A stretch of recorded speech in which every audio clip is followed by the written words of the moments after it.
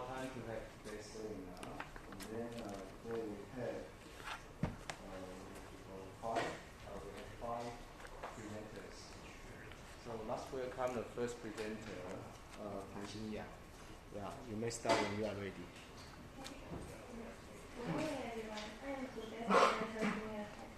Today I will explain my research and optimize public scheduling system for electric buses in metropolis based on improved multi-identified cost-run optimization. And my advisor is Professor Shi Chen. Here is the outline of my presentation. First, I will begin with the abstract and introduction. Then I will describe the charging station, including the station design, environmental profiles, and schedule design. After that, I will introduce the methodology. Next, I will show the simulation results. Finally, I will conclude my presentation and discuss future work. This study proposed the charging power allocation method based on IMO ESO integrated with subsys.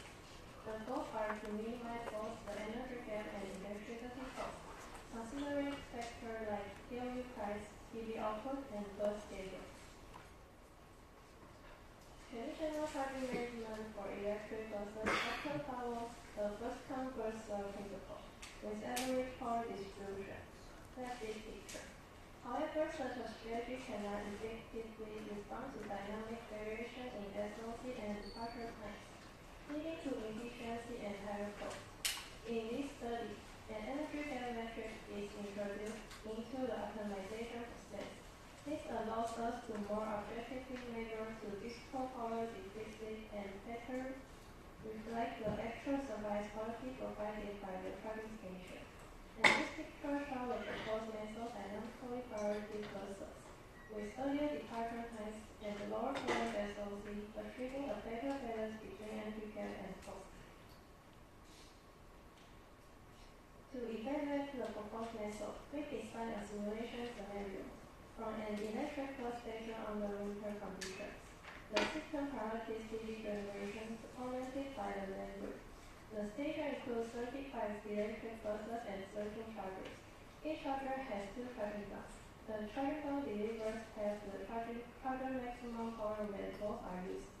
The contracted grid capacity is 1,000 kilowatts. Here we can see the station load curve, which represents the power consumed by other facilities at the station during the day. Next is PV power generation, which peak around noon and provide renewable energy support for charging.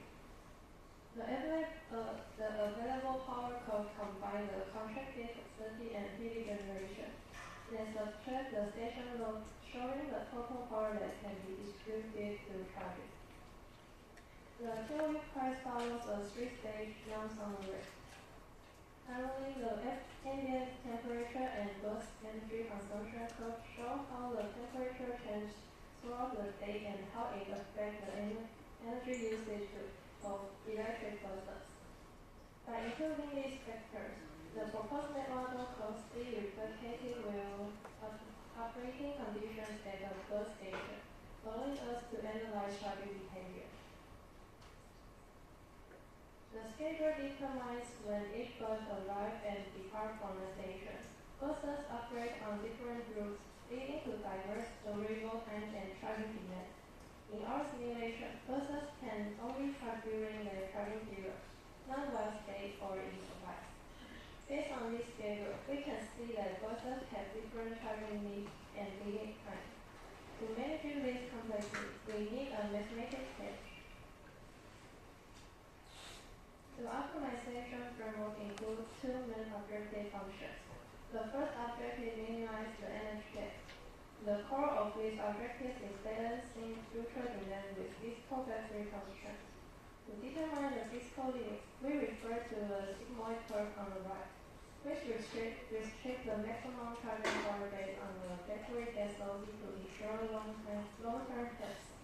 The safety limit power is calculated using a multi-point sampling method along this curve, averaging the physical limits across the predicted future SOC.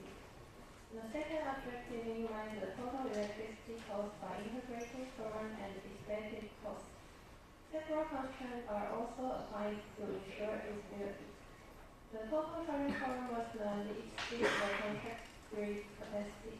Each charger's power is limited by its maximum and minimum. By integrating this objective and contract, the proposed method ensures both efficiency and usability.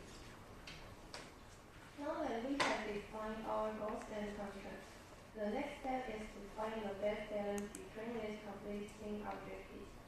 To do this, we use the MOPSO. This algorithm allows us to search for many good solutions at the same time. First, let's look at the core of the MOPSO algorithm, the update equations. Particle movement is affected by two formulas. The velocity update equation combines three components: the particle inertia, its memory of its personal best, and the social influence of the global leader. Once the new velocity is determined, we apply the position update equation, adding the velocity to the current position to move the particle through the search space. In multi-objective optimization, we rarely find a single perfect solution because objectives often conflict. The graph on the bottom left illustrates the concept of dominance. The red bar represents non-dominated solutions, which from the Pareto frontier. For this point, you cannot improve one objective without worsening another. In contrast, the gray dots are dominated solutions. There is at least one red dot that performs no worse in all objectives and better in at least one objective. Finally, the flow chart on the right shows the MOPSO logic. We start by setting up the swarm and checking their performance. Good solutions are set into repository. In each step, repeat the leader, update the particles, and keep the best result until you find the final set. However, basic MOPSO easily gets trapped into local optima when the search space is complex. To solve this, I propose a more intelligent search method. This is the core improvement of my study. First, we define a risk perception matrix. We calculate this value and rank it between 1 and 2 using a sigmoid function. When R is close to 1, the particle is in a safe zone, but as R gets too close to 2, it signals a high risk zone, meaning the particle needs to change its behavior to stay safe. Based on this, I designed an adaptive mechanism. In high risk zone, we reduce the particle's own memories and instead increase the influence of the group leader to get it towards safety. This allows the algorithm to stay flexible and find better results even near complex limits. Since MOPSO gives us a group of many best choices, we need a way to pick the single most balanced one. Taxis help us order this choice and select the one that is nearest to our goals. Now, this figure shows the workflow of proposed MOPSO with Taxis framework. The process starts with the initialization of the particle swarm, where each particle represents a possible power band. In each iteration, the algorithm calculates the risk matrix for each particle to adjust its movement. Finally, the Taxis method ranks all Pareto solutions and selects the one closest to the ideal and farthest from the anti-ideal. This solution is applied as the optimal power allocation for the current state.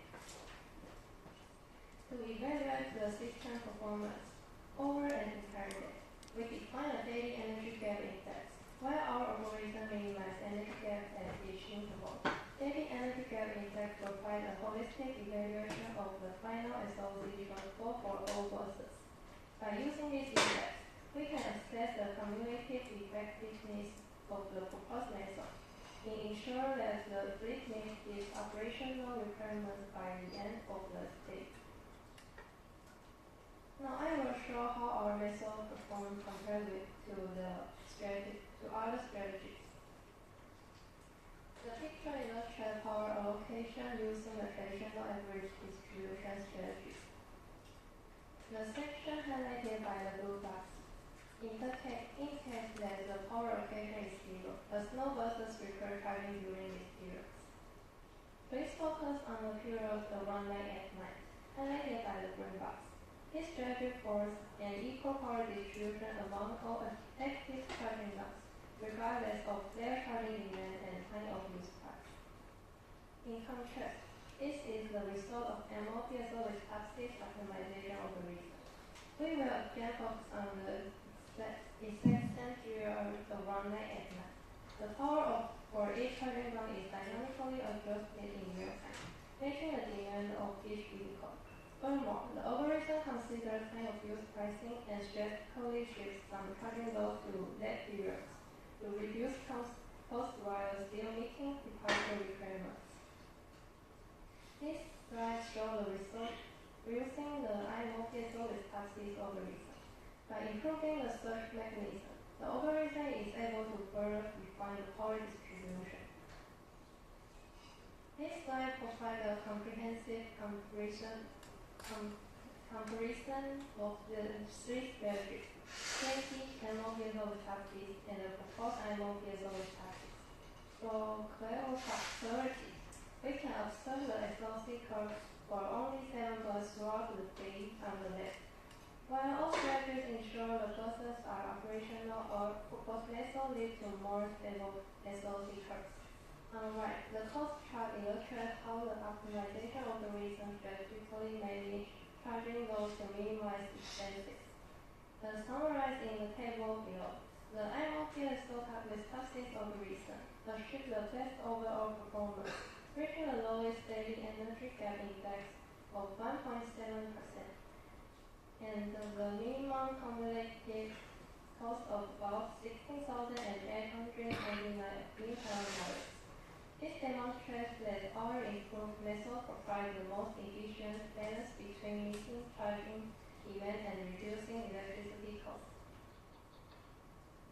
To conclude, this study proposed an advanced charging power station method for electric buses. Comparing the simulation results, the standard MOPSO successfully reduced the energy gap by 12.95% and the cost by 1.66% compared to the traditional average distribution. The IMOPSO reduced energy gap by 15.83% and total cost by 1.167%. This result demonstrated that by integrating risk perception metrics and adaptive mechanisms, our method provides great multi-objective balancing capabilities. This ensures both charging reliability and economic efficiency for bus station operations. In future work, we intend to integrate renewable and demand forecasting model to enhance predictive scheduling. Finally, current intensity and sustainability metrics will be incorporated to promote greener bus operations. These are my references. Thank you for your time and attention. Any questions?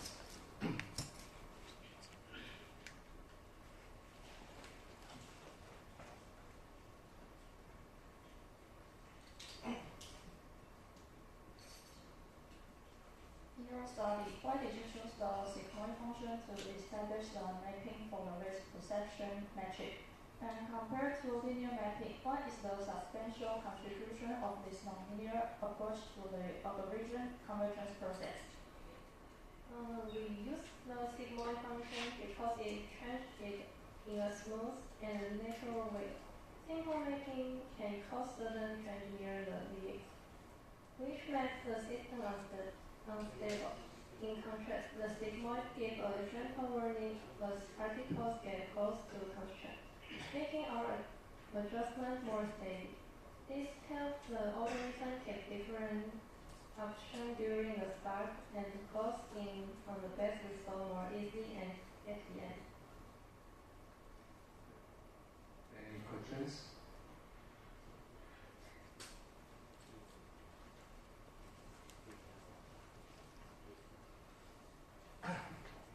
When executing targets, how does the weight stacking of each object function influence the final charging scheduling results? Weight represent the decision makers' efforts. Increasing the weight for cost incline the system towards shifting charging load to off-peak periods for maximum savings. Conversely, increasing the weight for energy gap priorities those battery level to minimize operational risk. This study used normalization and weighting to ensure all metrics are scientifically evaluated within the same framework.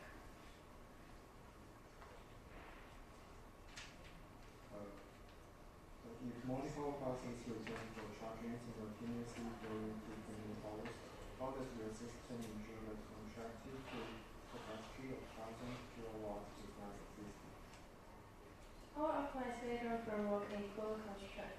Within each time step, the overriding priority is PV generation, with zero demand met by the grid, while strictly limited total charging power post-station load to stay below contracted grid capacity.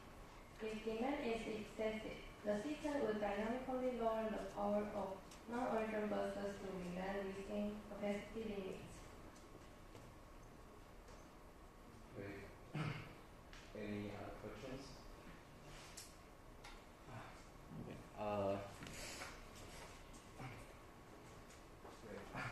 I have one question to ask you. Sorry.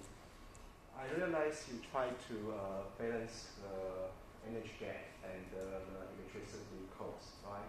So may I know what is the definition of the energy gap? The gap between what? The energy gap means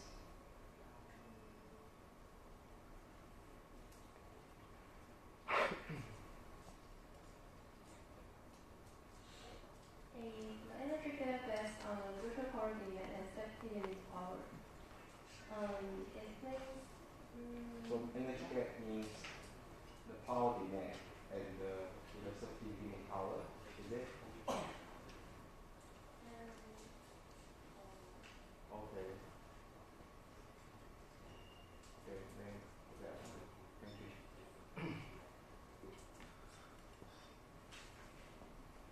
Any questions? Okay, if no question, thank you for your presentation. Let's welcome the next presenter, Yang Jiuqi.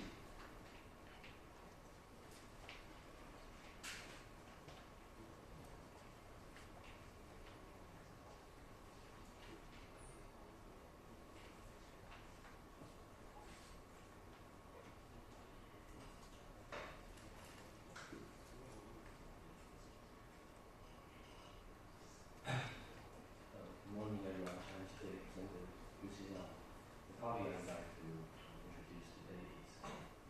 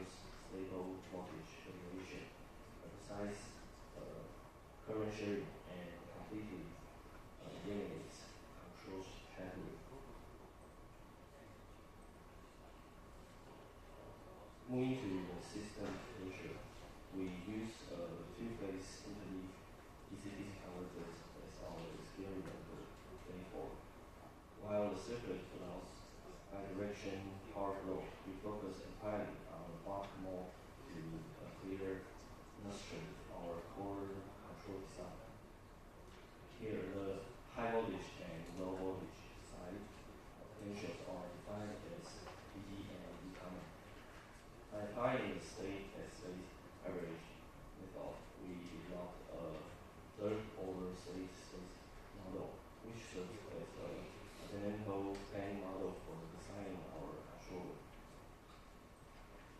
To simplify the complex coupling directories of parallel system, we apply an active decoupling technique. This transforms can into two independent subsystems. First, we have a common mode subsystem governed by a dual UPI controller. Its main role is to stabilize the total energy and maintain the output voltage. Second, we have the differential mode subsystem, which focuses exclusively on eliminating current deviations between the modules to ensure balanced operation. Moving to our control strategies. Traditional parallel control typically uses an independent dual loop architecture. In this setup, an outer voltage PI controller first compares the actual output voltage Pout with the reference voltage reference. This generates a single unified current reference command, I reference. Then the inner current TI controllers for each power module compare their own inductor currents, IOM, against these shared I reference. Finally, these controllers output the corresponding duty cycle to track the reference command. For the common mode part, we adopt a single UPI control scheme. First, we define the common mode current as the average current of the two power modules. This represents the actual total energy of the system. In this framework, the outer voltage PI controller processes the output voltage arrow to generate a common mode current reference, common reference. Then the inner current PI controller takes the difference between this reference and the actual common to produce a collective common mode control effort, common. This specific design greatly simplifies the control parameters and establish as a highly stable energy baseline for the differential mode control model.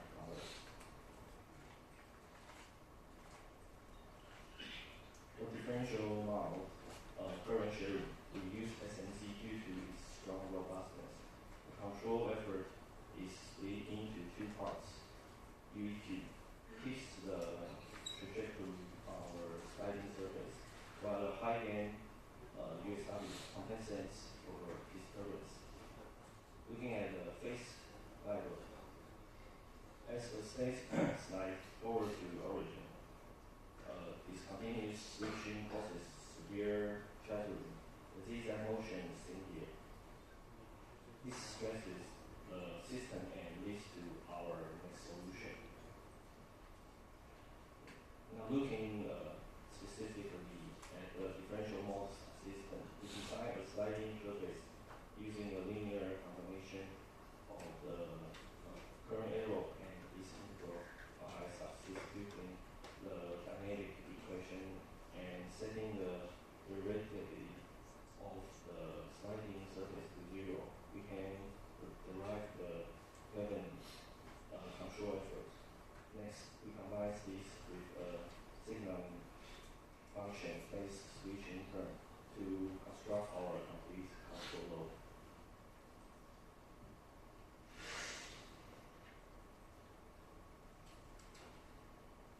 We solve the shattering issue we just saw. This study adopts the super twisting algorithm, a well-known second-order sliding mode technique. What makes SDSMC so effective is that it embeds the switching logic directly with an integral operation. As the result, it generates a smooth and continuous control effort. By applying this to our active coupling theory, we incorporate the differential mode dynamics into the SDSMC design. As you can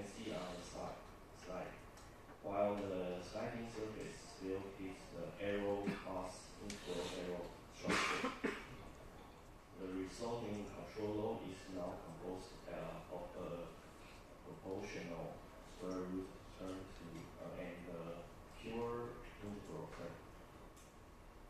This architecture provides in a continuous differential mode control effort.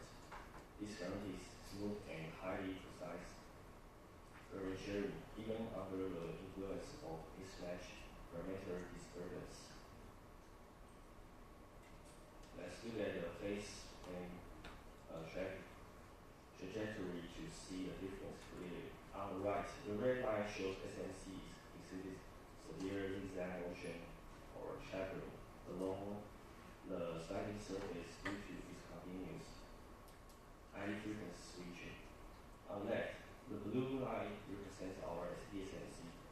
By embedding the switching logic into an integral manifold, the trajectory glides smoothly towards the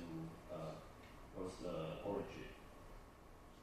In short, SDSMC guarantees anytime converges and while completely eliminating the electrical stress caused by shattering.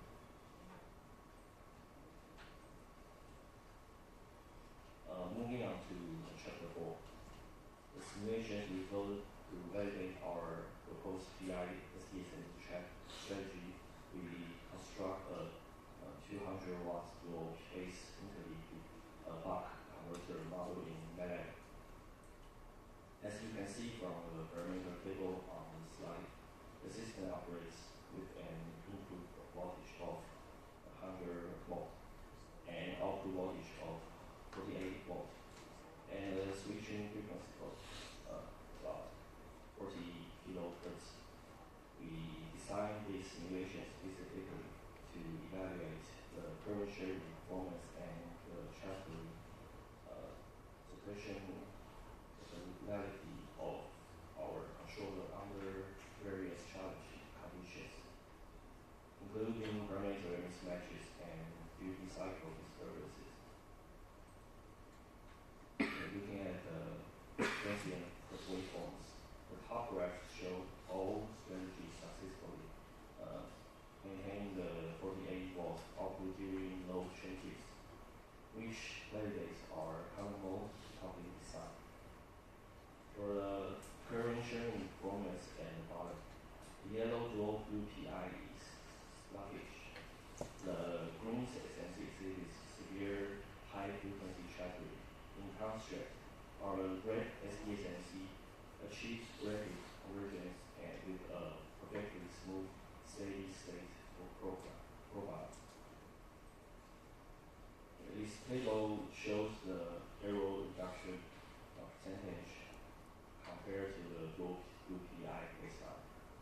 Under inductance mismatch, both PISMC and our PISDSMC reduce the mean absolute error by 0.76%. However, for the current sharing standard deviation, PISDSMC achieved a 66.07%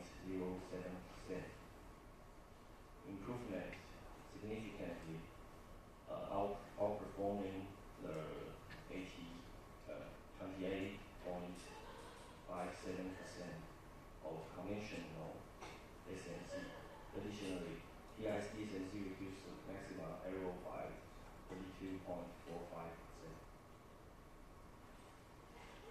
Let's look at the duty cycle disturbance test.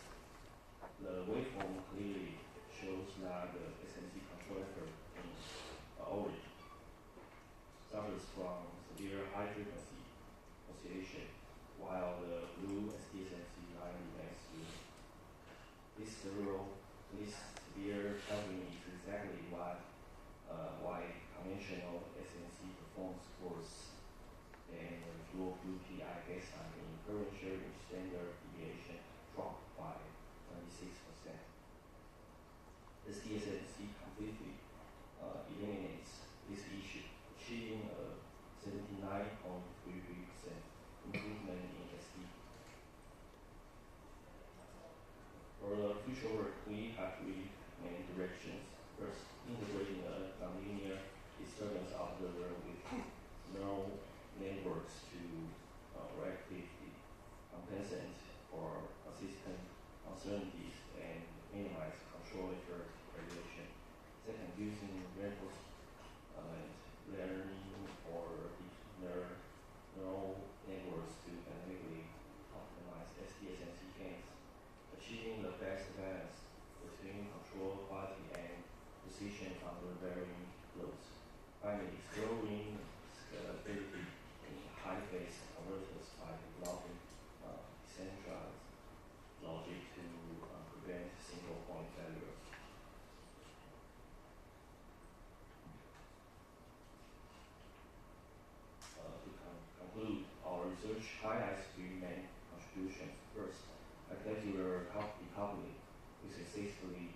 isolate the voltage regulation and current sharing dynamics, which effectively simplifies the per-load control design.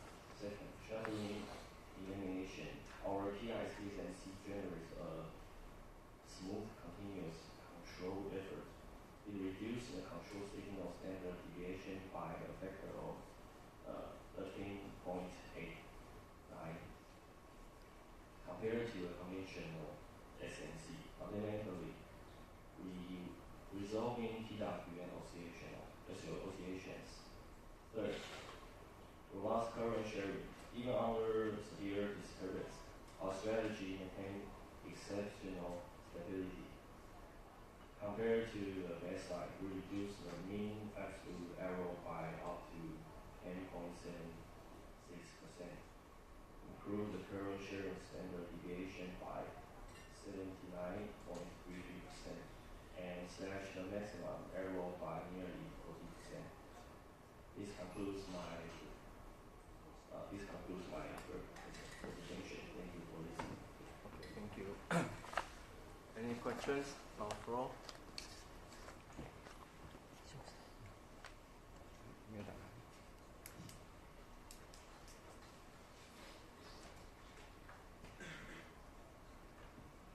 Could you explain why you chose to decompose the system into common mode and differential mode? Wouldn't independent dual loop PI control be much simpler to implement? Independent dual loop PI control suffers from severe coupling interference when complements parameters are mismatched.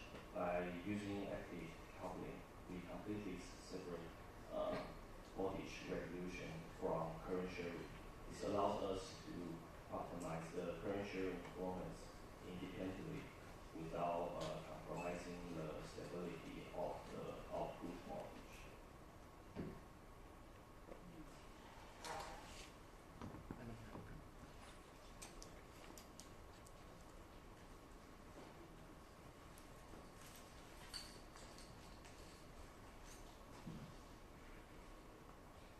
Specifically, how does the chattering from convention SMC affect the physical hardware?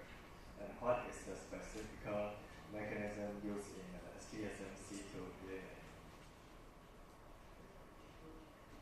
Chattering causes high frequency switching stress on power MOSFETs, leading to increased thermal losses and severe electromagnetic EMI. STSMC solves this by hiding the continuous switching term within an integral operator. This makes the final control output continuous and smooth, fundamentally eliminating the chattering effect. Looking at your simulation results, why does the current sharing error still show the timing offset during the steady state?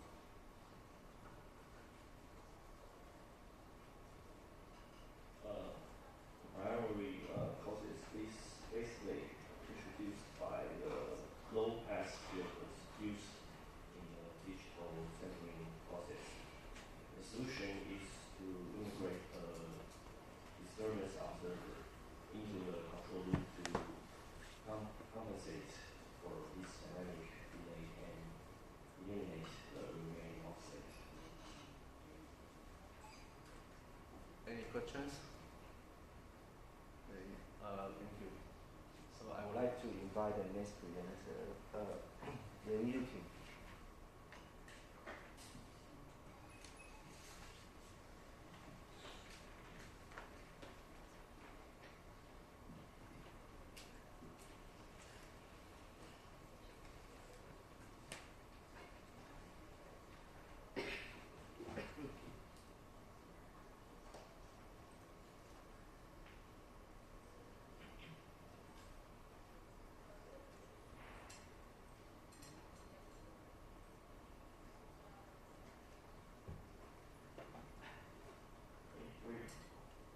Good morning, Professor and everyone. I'm Rui Ting from the IC lab, supervised by Professor Cai Han. Today I will report my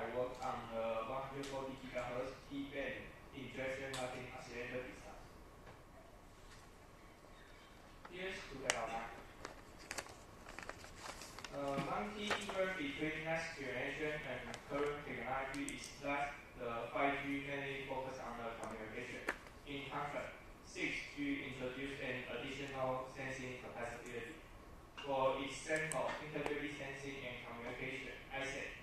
It is the on-chip integration of high-speed communication and high-resolution radar. In the radar domain, most systems such as FNCW and PNCW radars follows a common principle. The minimum detectable distance denoted as the delta R is inversely proportional to the bandwidth B. In other words, a wider bandwidth leads to a better resolution. Similarly, in communication domain, there's a well-known relationship showing that the data rate is proportional to the bandwidth.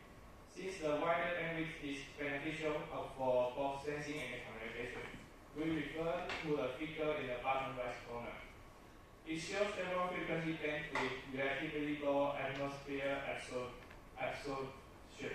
Considering these factors, our project selects the D band, specifically the 135 to 145 GHz range. The figure on the left shows the system architecture for our project. ISAC focus light communication and the radar should share the same hardware platform. So we use the radar and blue light to distinguish the different signal type. In this presentation, we focus on the LO, which means the local oscillator. We adopt an injection approach using an external signal at 27 to 29 GHz. This generates the desired output frequency in the 135 to 145. Next, we will discuss several injection locking approach and their respective advantage and disadvantage. In the D-band IO design, there are mainly two approaches. The first one is based on the third harmonic injection.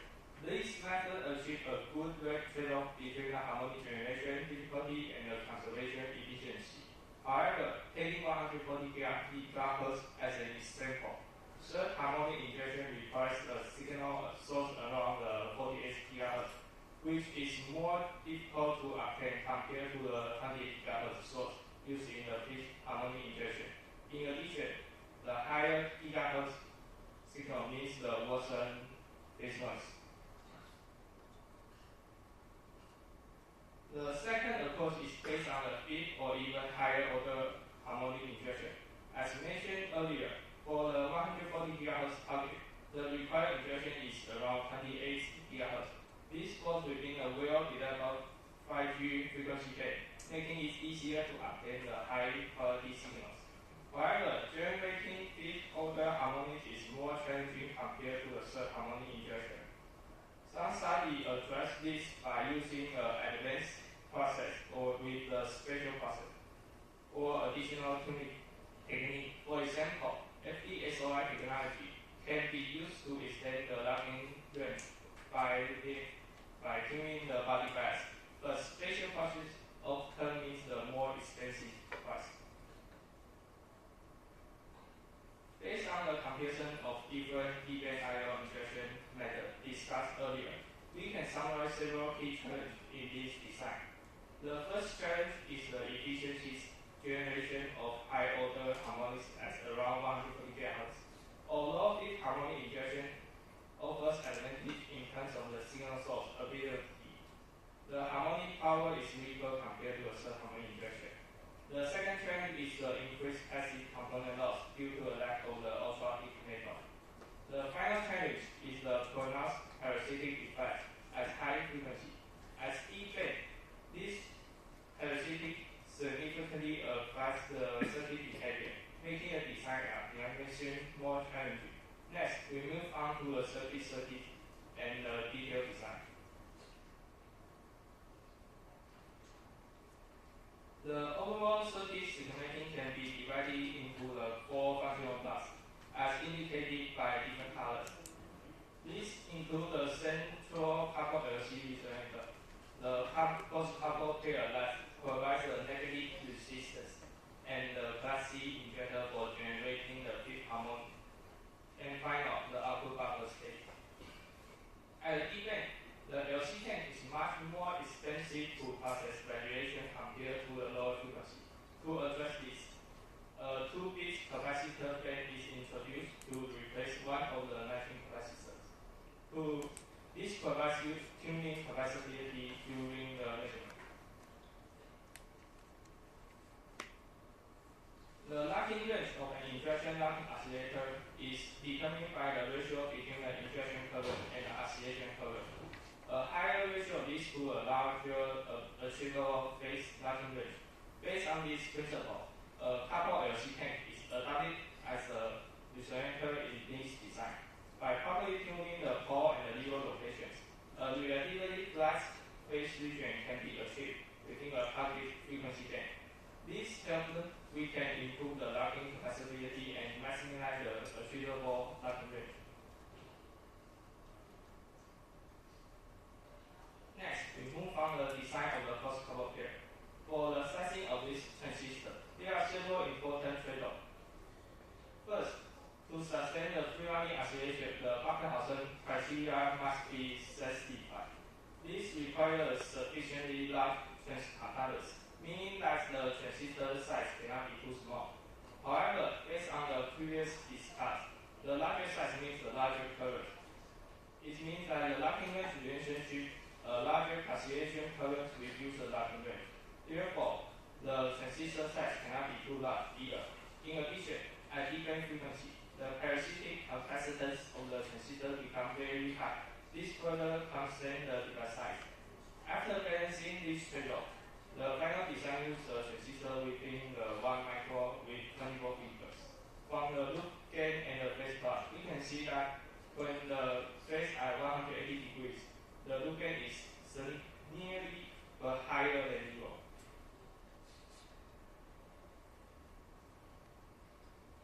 Next, we move on to the design of the fifth harmonic injector. In most prior works, the drain of the injector transistor is directly connected to the core. As a result, the injector and the cross couple will share the same power supply. In this work, a small capacitor is inserted to the signal pipe. In addition, the classic injector is provided with an independent power current cut. This approach effectively isolates the parasitic capacitance between the resonator and the injector. As a result, the sizing of the injector becomes more frequent. Furthermore, with proper transmission line matching, the injection efficiency can be further improved. From the time domain waveform shown in the figure, the drain current defeats the noticeable overshooting. By the overshooting and by the tuning, we can see that the desired fifth harmonic component is dominant. Next, we discuss the sizing of the injector transistor. As the transistor size increases, the transconductance also increases, which enhances the injection strength. However, the parasitic capacitance also increases. This decreases the efficiency of the high-order harmonic generation, especially at the 140 GHz. As a result, the final design adopts the width of the 3 micron with 32 fingers as the optional port. By tuning the LC matching at the gates and the transmission line in the small capacitor at the drain, we can shape the harmonic generation behavior under different bias conditions. From the simulation, the fifth harmonic injection strength varies with the bias voltage and exceeds the 2 peaks. With the proper matching design, we can make the 1 peak stay at the 0 point. This allows us to maintain the strong injection performance while minimizing the DC power consumption. Next is about the switch capacitor array. The capacitor bank is implemented using a self-biased varietal array. This approach maintains both the tuning range and the overall quality factor. With this self-biasing schematic, no additional bias voltage or source is required. This helps reduce the circuit's complexity. As shown in the figure, the voltage behavior in the on state and the off state can be observed. This design provides using capability within minimizing its impact on the circuit.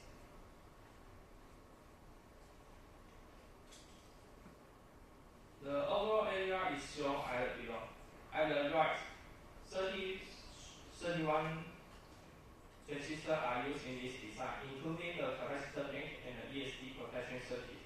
The total power concentration is around 25 milliwatts.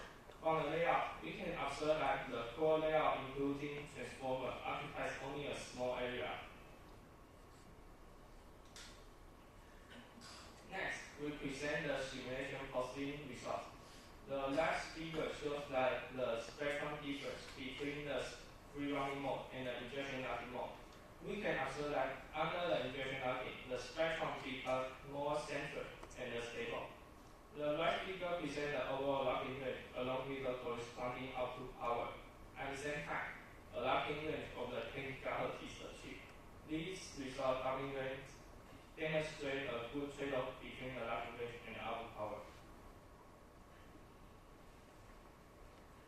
This slide shows the minimum required injection power across the different frequencies. As shown in the plot, the required injection power is minimized near the free running frequency, around the 142 GHz. At this point, it can be as low as approximately minus 7.5 dBm. As the frequency moves away from the center, the injection power increases. At the edge of the locking range, around the 3 dBm is required. However, for most of the frequency range, the required injection power remains below 0.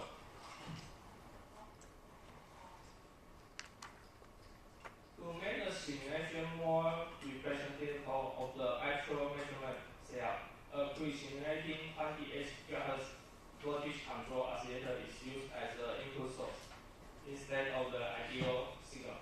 This allows us to more accurately capture the phase noise contribution for the injection source itself.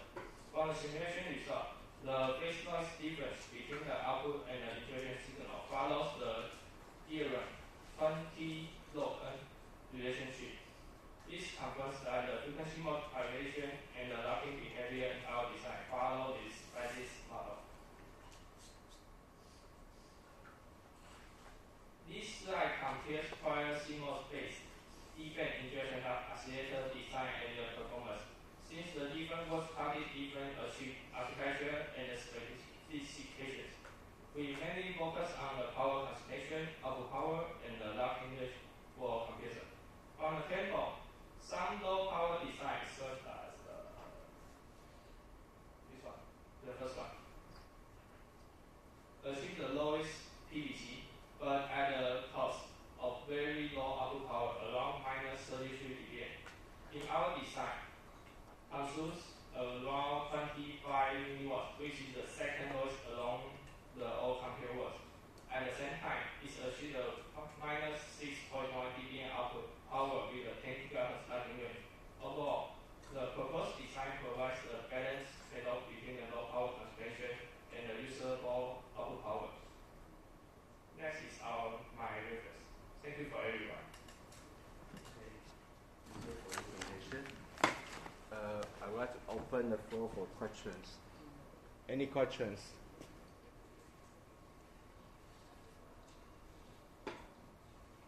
Any questions? Okay. If no question, please navigate to the page number 9.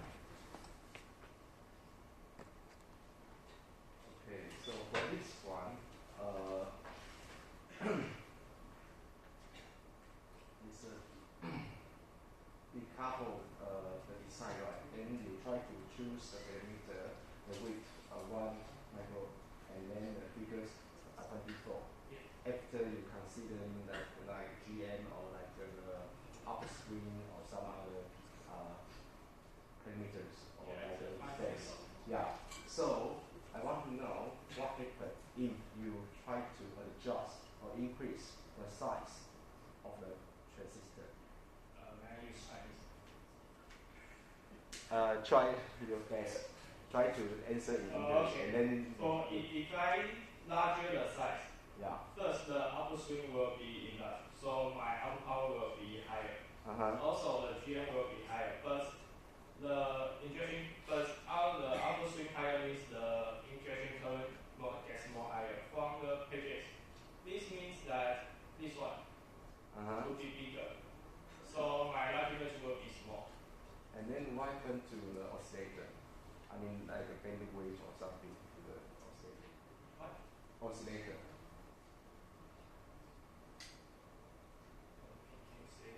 I mean, if now we increase the size of the transistor, then what happens to the oscillator? Then if I choose the larger size, then the oscillator swing will be higher. Higher. Yeah. They increase the bandwidth, right? Is it? No, because the output power and the bandwidth is a trade-off. So if I want a higher output swing, I would not to achieve the larger range. So in this concept, I trade-off because my budget is around 135 to 125, around 10 gigahertz. Okay. So I first focus on the 10 gigahertz, then I try my best to higher the output swing. Okay, got it. Thank you. Yeah. Any questions? Okay, if no questions, thank you. I would like to welcome the next presenter, Nan Ruijun.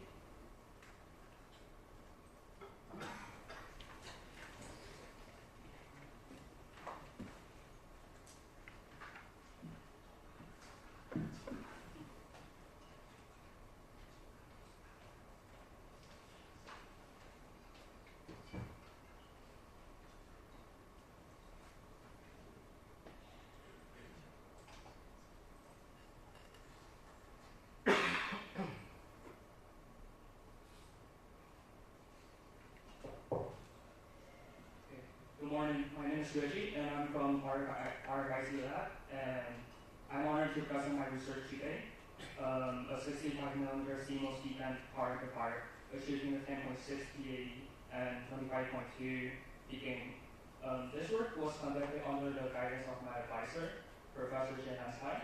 And in today's presentation, we will explore how to address the design challenge of the software represent using the standard CMOS technology. Our discussion will be structured into 6 parts. So we will begin with the background and the shift towards the depend. Then we will analyze the technology node used for this design, and followed by circuit design details and optimization strategies. Finally, we will share our measurements and compare to the state-of-the-art solutions and do a compare. Okay. As we move forward to the 6G era, the goal of achieving high rates is diagnosed into a software spectrum. Why specifically depend? As you can see on the spectrum chart, current, X-band, K-band, K-band, and so on are becoming heavily congested. And the D-band spanning from 110 gigahertz to 170 gigahertz offers tens of gigahertz of bandwidth. With low attenuation as a factor, the window around 140 gigahertz provides a unique opportunity for high capacity and short-range wireless and chip-to-chip communications. However, designing at this frequency in CMOS is not all rainbow and sunshine. There are 3 critical challenges we must overcome. First, the transistor gain drops significantly as we approach to the max of the device. Second, the breakdown voltage of the CMOS technology is really low, so this basically limits the output power swing. Third, the passive losses, such as the skin effect and the substrate loss, become really dominant and reducing the efficiency of our meshing networks. Our goal is to design a PA that mitigates these factors to deliver high gain and efficiencies. Before going to our design, I want to do a literature survey. Most of CMOS depend power amplifier generally adopt 2 common approaches to overcome the high frequency limitations. First is to power combining networks, and it is frequently used to achieve a higher power output. So second, the neutralization techniques are widely applied to ensure device stability and enhance the core transistor gain at this kind of extreme frequency, such as D-band. Additionally, cascading multiple amplification stages is also a very common strategy to further boost the overall system gain. And the 2 strip photos shown here has represent a great samples from recent papers. The design on the left is published by Dr. Song, presented by PAWR 2018, and the one on the right is by Dr. Hamani from EUMIC 2020. successfully implemented the techniques I just introduced you to maximize their performance.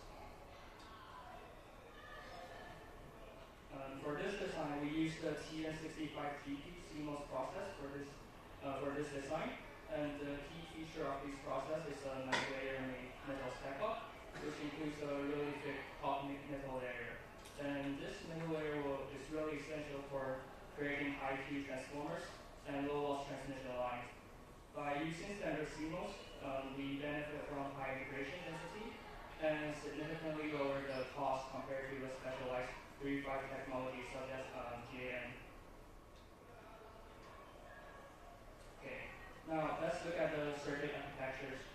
We use a 3-stage differential common source topology, and the design is a cascaded approach where the first and second stages are primarily optimized for higher gain, and this ensures that we have enough power to track the final power stage.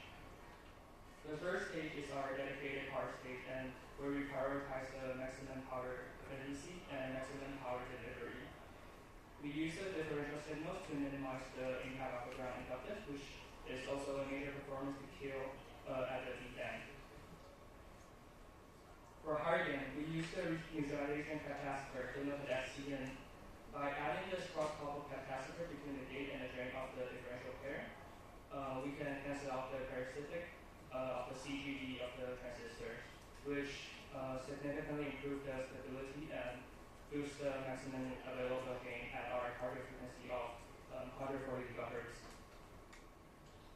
Bias selection is also critical at this high frequency, so we operate a PA at a supply voltage of 1.2 to maximize the output voltage swing. And for the gate bias, we choose to 0.6 volts to stay near to the peak GM region, but also save the power while not biased at the Class A region. We carefully assess the unit transistor width at 1.6 micron, and this sizing represents the sweet spot where we can maximize the current density while keeping the parasitic capacitance manageable. To determine the optimum capacitance, we switch the value of it, and as illustrated at the plot on the right, we evaluate both the MAG and the stability factor across all different frequencies. By carefully choose the value, we can push the gain to its maximum, and while strictly maintaining the unconditional stability. We selected the CN equal to 19.5 femtofarad, as you can see from the thin curve. This specific value provides the highest MAG at our desired operating frequency, while keeping the stability factor safely above 1, ensuring the amplifier remains completely stable. Moving on to the design of the final power stage, we perform a load pull simulation at 140 GHz to determine the optimal load impedance, denoted as COPT. And as shown on the Smith chart, our goal was to find a perfect impedance point where both the max PAE and the max PL meet. And by checking this point, we identify our COPT to be 5.2 plus J17 ohms. Operating at this specific optimal impedance, the simulation demonstrates a maximum PAE of 18.54 and the maximum delivered power of 11.37. And this intends to serve as the exact target for our output matching network to ensure the maximum power transfer. For the matching networks of the proposed PA, we employ the transformers and the elements. The diagram on the slide illustrates the equivalent T-shaped model for both the single-ended and differential configurations. To achieve our target bandwidth, we apply the broadband matching method as shown in the equations below. The center frequency and the desired bandwidth are mathematically related to the primary and secondary inductance, as well as the magnetic coupling factors. By using the formulas, we can systematically calculate the optimal component values for our transformer design.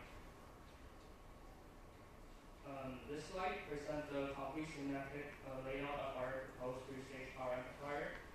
As illustrated, we have detailed the extracted primary and secondary inductance, LP and LS, along with the magnetic coupling factors K, for all 4 transformer matching networks.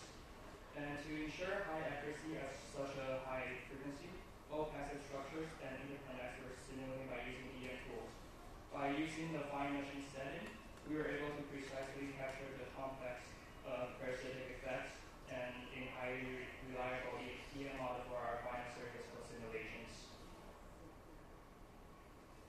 Now let's move on to measurements.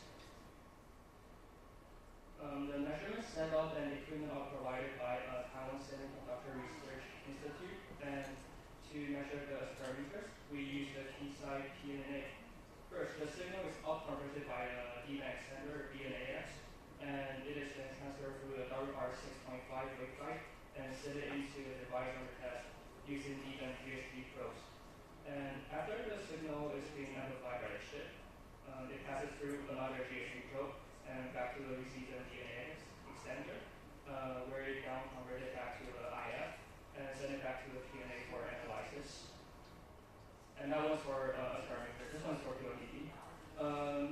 For the input source, we utilize the Keysight signal generator. DSG produces a base signal ranging from 21 to 25 kHz to cover our desired bandwidth. And this signal is fed into SGX, another D-band extender with times 6 of the frequencies.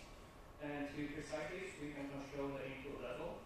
A variable attenuator is placed in a signal path, which you can see on the picture, the black box. And then, additionally, we use a coupler to connect to a harmonic mixer to down convert the portion of signal to a spectrum analyzer to allow us to closely monitor the exact input power delivered into the DAT. So once the signal is up converted to the D-band transmission path of basically using standard waveguide. And finally, after the signal is amplified by our PA, it is captured by the output GHD probe and fed into the SAS, which is a signal analyzer, the extender. And the SAS will down convert the high frequency signal back to IF, so we can measure it by the Keysight UXA. And this setup allows us to determine the output power generated by the chip. On the left on the slide, you can see the chip photo. While the total chip area is 0.28 millimeters squared, our core area is extremely compact at only 0.033 millimeters squared. And the additional area is strictly necessary to accommodate the RF and DC paths for our on-wafer measurement setups. And the center plot displays the measured parameters. At our target frequency, the peak small signal gain is visible, while both the S11 and S22 demonstrate good metric behavior. And finally, the graph on the right illustrates the large signal performance. And as you can see, the output power and gain remain remarkably flat across 130 to 150 bandwidth, which provides a highly stable output for the overall systems. But we do observe a slight roll-off of the PAE as we approach 150 GHz. And further optimization of this high frequency efficiency will be a key focus of our future work. And yeah, that's benchmark for our work and compared to other takers. As highlighted by the red boxes in the table, our design achieved a higher gain of 25.22 dB. And while reference multi-stage PAs only 5 to 6 dB of gain per stage, our neutralized three-stage topology efficiency delivers over 8 dB of gain per stage. And because we require fewer cascaded stages to achieve this higher gain, we also have an extremely compact footprint at only 0.033 millimeters squared of our chip. And we are the smallest chip and highest gain among all compared works. And ultimately, we evaluate the overall performance using the FOM. And our works achieved the highest FOM of 88.5, which demonstrates highly competitive performance in the D-band. In summary, we have successfully demonstrated high performance D-band power amplifier in 65 nanometer CMOS by using the neutralization techniques and optimize the transformer matching. We achieved exceptional gain and efficiency in a very compact area, and this research proves that the standard CMOS remains a powerful candidate for future 6G sub-terahertz systems. I would like to thank the TSRI for the help of the measurement and access to the TN65GP process. This is the reference for the work, and thank you for your time today. I will be happy to answer any questions you may have. Okay, any questions? No questions? Okay, I know high gain and high efficiency. It's not easy task. So since we are not the man in the field, so would you please, in short, to tell us what circuit level choices to make the paper? You mean like the circuit level choices to Yeah. the high So, gain and I high gain? mean, okay. You just use one or two sentences to mention that if we want to achieve the high gain and high efficiency, Yeah. and then what kind of things in the circuit level we have to do. Okay. So basically, we choose the CN65 this process, and as you can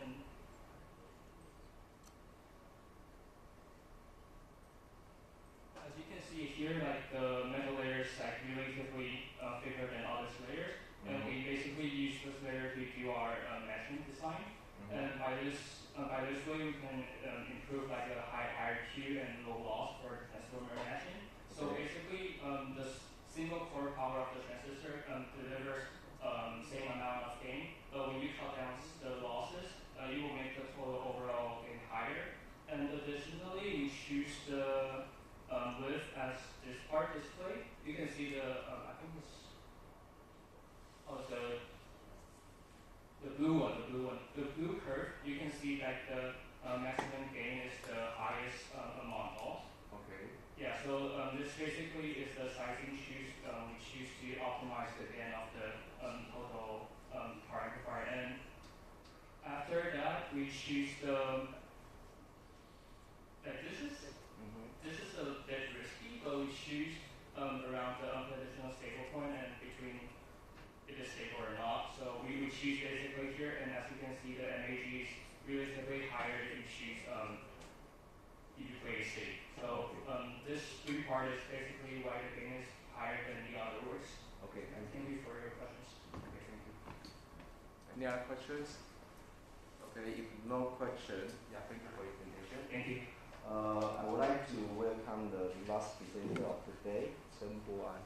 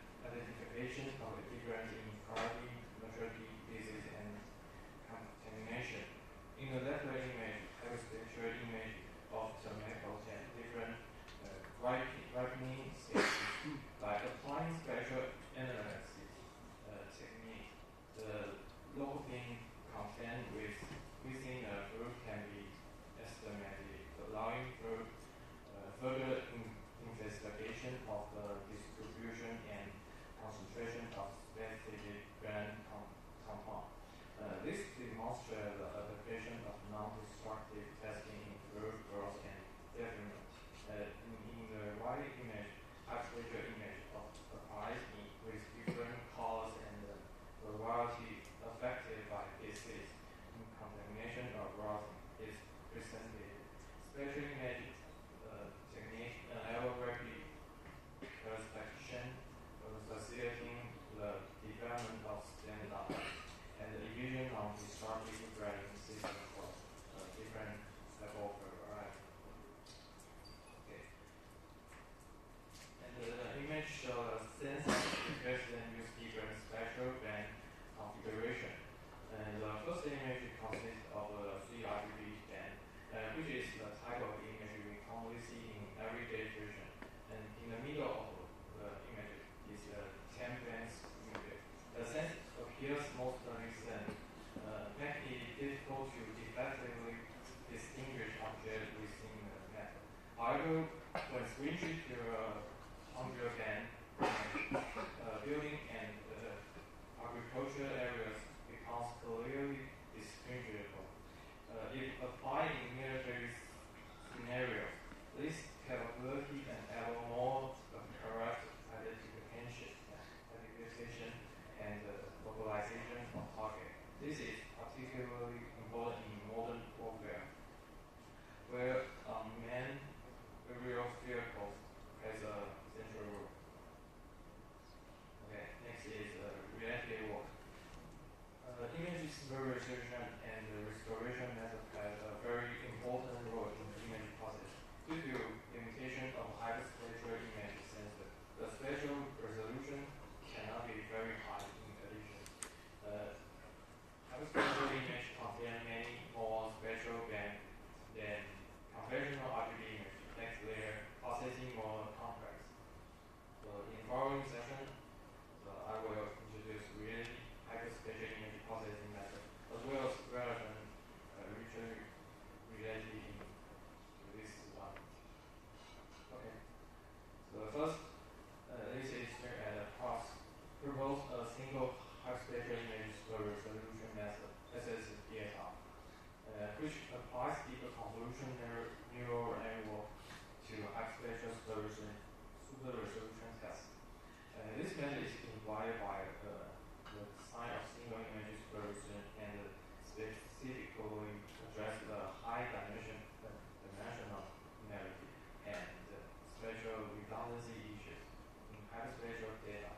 A spatial spectral prior network is designed to jointly model spatial structure and spatial correlation. In addition, they also reduce the difficulty of high dimensional feature learning by employing briefly convolution and progressive observation strategy. They also propose a spatial spectral model to separately enhance spatial and spectral information. Okay, this method is among these two-dimensional convolution are used to describe local spatial features, and a feature fusion mechanism is applied to integrate the multiple level information. Meanwhile, three-dimensional convolution are further employed to decouple the spatial and spectral information, enabling spectral consistency while reducing computational cost. Okay, and this ratio shifting mechanism is used to construct a marked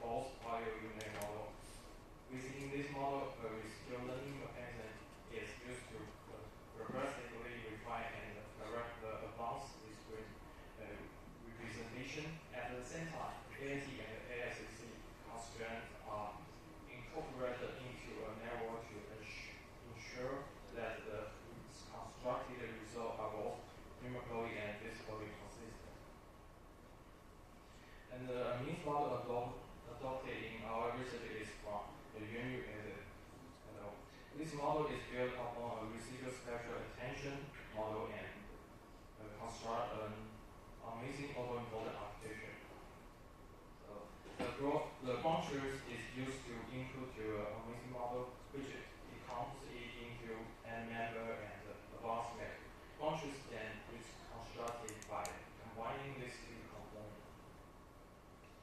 Also, unlike traditional methods that directly predict the final output, this approach adopts a residual learning design for advanced map. The network is trained to predict a correction churn delta rather than the raw output. This delta then added back to the original input low resolution advanced map.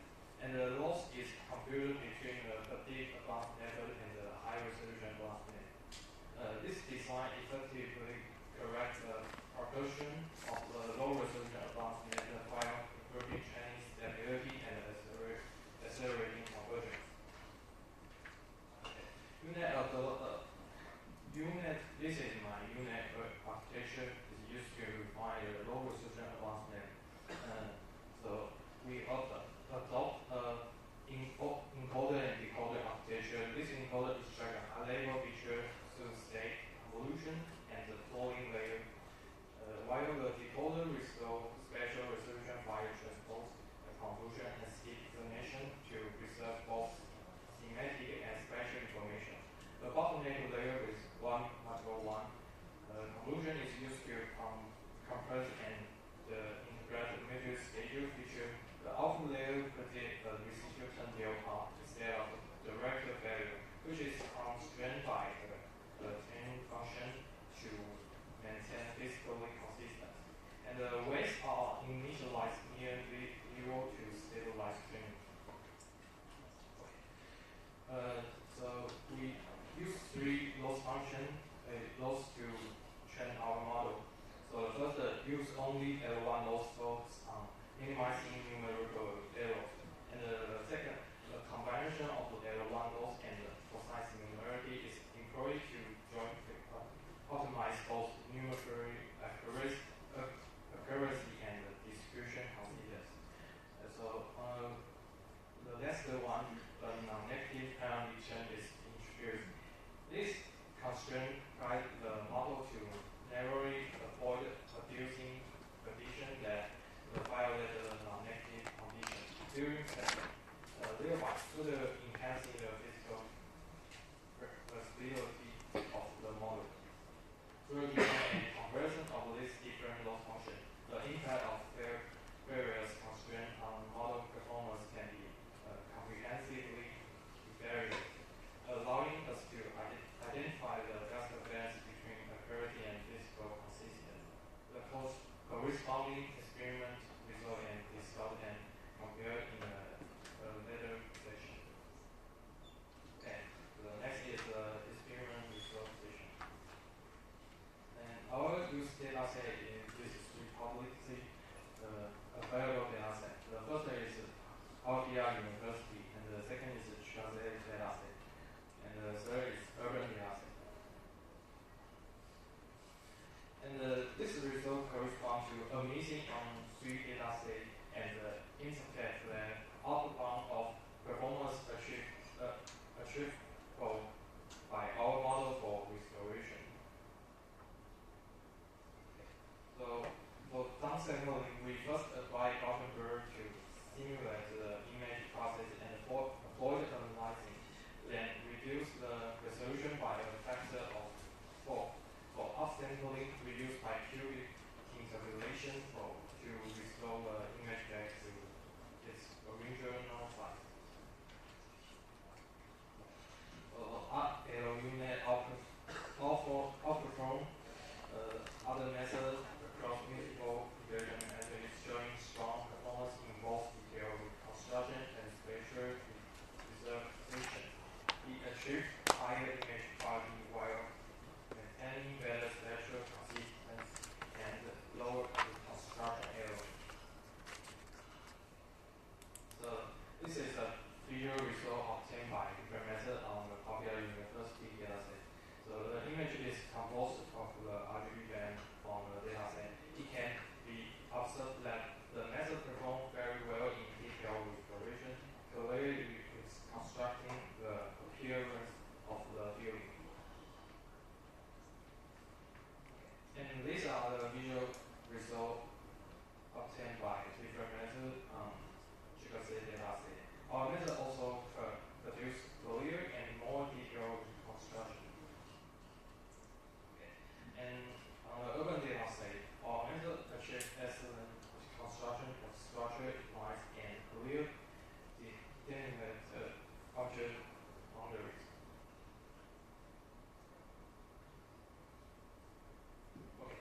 RLUNet is also computationally efficient and hardware friendly. It significantly reduces the computational cost while achieving much faster inference speed. Compared to other methods, power, floats, and parameters are very low. And the operation study shows that performance is mainly affected by the loss function and the residual scheduling factor. Using the one loss provides a strong baseline, and adding a cosine similarity can further improve spatial consistency. However, adding too many constraints can slightly hurt the performance. For the scheduling factor, moderate value gives the best result. So leading to a more stable training and a better accuracy. So overall, the best setting is a combination of level 1 and the cosine similarity and the loss with a proper scheduling factor, maybe level 4. Next is conclusion and control. So compared to with conventional spatial processing approach, RLUNet performs computational in the advanced domain, which greatly reduces computational complexity by integrating residual learning with fixed and physically constrained members.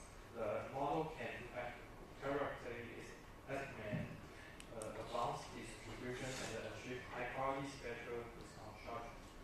In future work, we try to explore adaptive and member learning with the schedule feature fusion and the incorporation of transformer or attention mechanism to improve global feature modeling.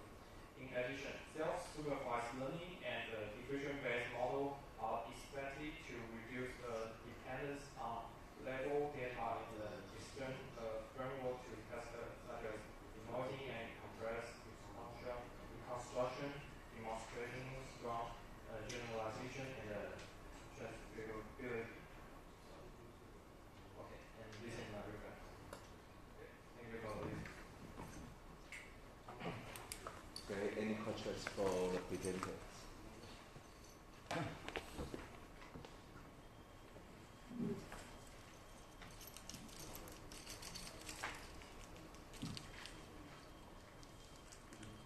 question is, what are animators and performance bands?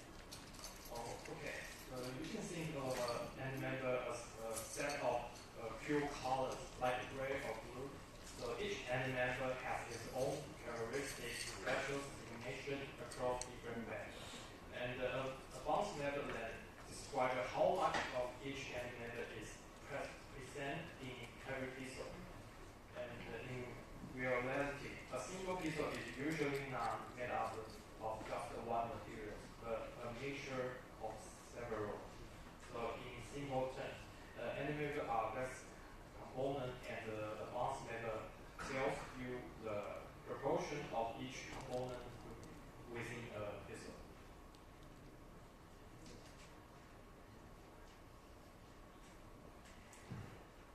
I want to ask you, why did you use a UNet architecture? Okay, so I think this is a very good question. So when I first explored this problem, I considered using diffusion model. However, they require substantial computational results and longer training time. So I choose UNet as a more efficient and practical approach for this stage. In addition, since UNet is also commonly used as a backbone in diffusion model, it allows for easy integration in the future if we decide to extend this work. I want to ask, why not directly use existing diffusion models? Okay, so the main challenge is that hyperspatial images differ significantly from RGB image in terms of spatial dimensionality and structure. And the large scale level hyperspatial data set are scarce.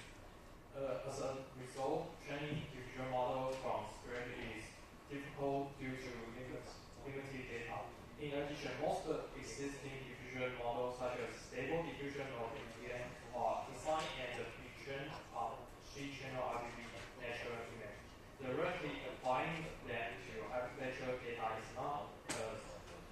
straightforward because of the mismatch in input dimensionality, and the spectral characteristic and the simple fine-tuning may not fully reach this gap. Any other questions? Okay. Before I conclude the session, I have one question for you. I'm so curious. Why do you restore the one is what abundance map, right? Instead of using the hyperspatial image. Why? I don't know why. Because hyperspatial imagery, we all know that in the first we all know that different web can give our different information. So if we want to if we change the restoration test into approximate, we can reduce the computational very high, so very lower.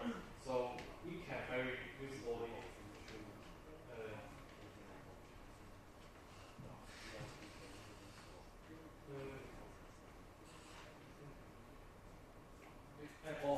I also want to mention that sorry for 就是目前的一些这种高光谱在处理的一些模型，它主要在处理一些空间与光谱上，它其实是属于说比较没有那么真实的。那这种混解模型呢，它其实提供的是一种非常强烈的一种物理相关性，它是一种线性相乘的。就它这种在处理上面，它是比较具有真实的那种物理。Great. Any questions? Okay, if no question, thank you. Yeah, thank you for your attention. See you next week. Bye bye.